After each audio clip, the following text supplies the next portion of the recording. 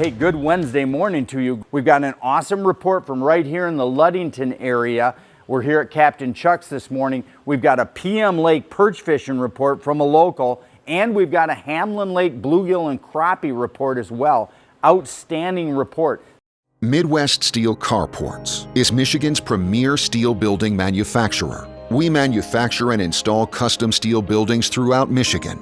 Our engineer-certified steel buildings are fully tailored to fit your every need, and our up to 40-year warranty protects your investment. From residential storage sheds to commercial warehouses, let our team work with you to find your ideal building. For more information and pricing, visit MidwestSteelCarports.com. Here's our Ludington report. It's an awesome report. We got a report from Josiah Blount, a local here in the Ludington area, who was kind enough to let us know that we've got a couple bites going on here in Ludington for all of you guys on this side of the state that want to look for something fun to do. So we got a PM Lake report for some really nice perch fishing going on. And as you see these pictures going across, you'll get what I mean. Really good sizable perch.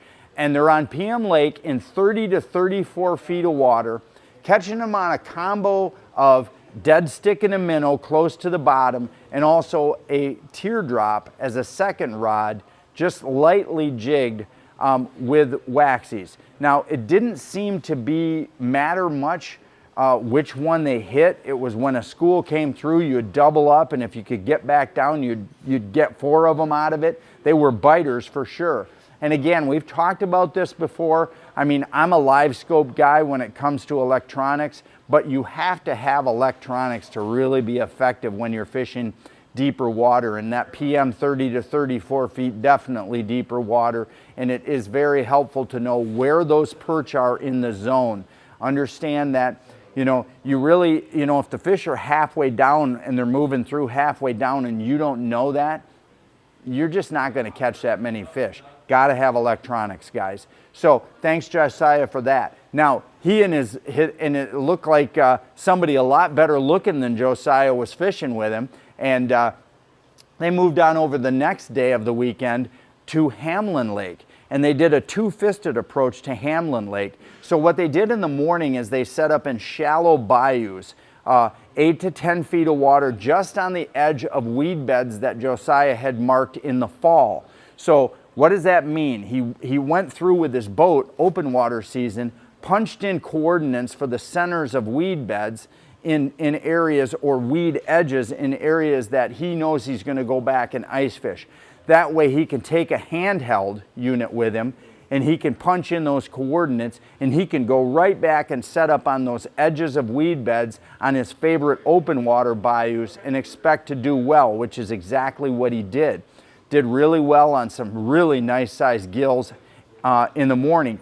Then in the late afternoon, slid out to some deeper structure, 23 to 25 foot of water, and fished the last hour of the day and the first several hours after dark for crappies. 23 to 25 feet of water, really good success. I mean, look at these pictures going through, guys. These are some real crappies. So Josiah did his homework. He knew he wanted to fish around structure. He knew where the open water fish were at the end of the season, and then just conveyed that over into ice fishing season. These are invaluable tips, guys. He caught them on copper-colored tungstens and waxies, as well as, again, a dead rod system set, wherever the electronics were telling him the fish were. So 3 things to walk away with. When you're gonna fish bodies of water that you fish during the open water season, take the time to mark where the structural points are, specifically weed edges, at the end of the season in the fall, so you know where to start your trip when you do go out for ice fishing season. And also, pay attention to where the crappies are wintering or holding up in that deeper water. You can mark them. You don't even have to go out there and be fishing necessarily, but you can take your boat last time before you put it on the trailer and put it out and winterize it. Take a trip around the lake using your graph and try to identify what areas of the lake are holding the best numbers of bait fish and marks. Those are likely to be the spots where those fish are going to probably winter.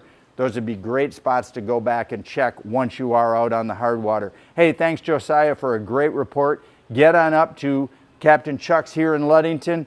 Get some fresh live bait. Hamlin, PM Lake. Looks like the bite is on for the rest of the season here, guys.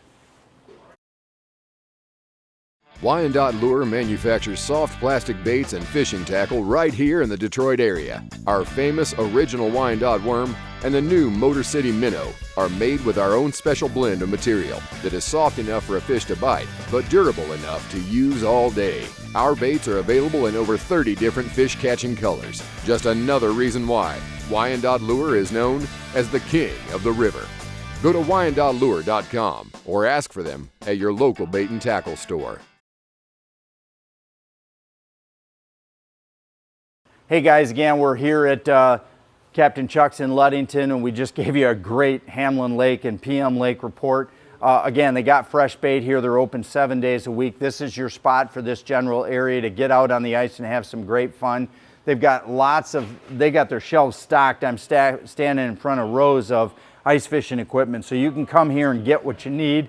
They've also got a sale right now on their Striker ice gear, 30% off. You don't see Striker go on sale very often, but they're clearing it out so that they can have room for their open water stuff just a month from now. So get on in here to Captain Chuck's and experience a great deal, get some great bait, catch some big fish, and we'll see you Thursday morning with another report from here on Fisherman's Digest.